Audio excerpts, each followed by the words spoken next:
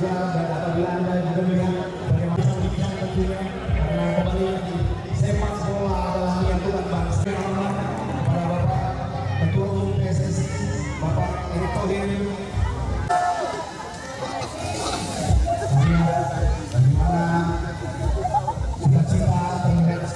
kami mohon hormat untuk bisa berfoto bersama tentunya dengan peraih medali perunggu.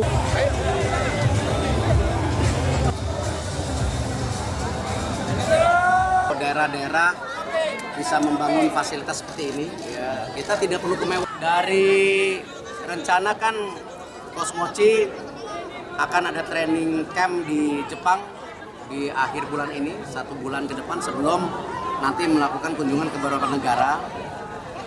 Beliau melihat ada 2, kalau nggak salah laporan dari Bu Vivin, pemain potensi, ya masih kurang sih. Ya kalau bisa kan yang saya bilang ya 150 database. Kalau yang perempuan kalau sudah ada 50 aja udah sempat sujud. Jadi sekarang sudah ada 23 sampai 30 sekarang.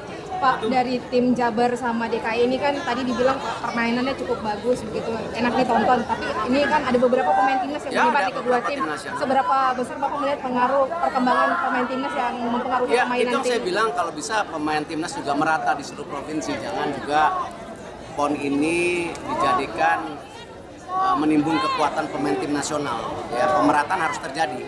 Itu yang kita juga diputuskan di PSSI, bagaimana semua pemain timnas di masing-masing klub juga harus bermain, jadi mau rata gitu ya, supaya ini benar-benar berkembang. Silakan Pak. Jelajahi cara baru mendapatkan informasi. Download Metro TV Extend sekarang.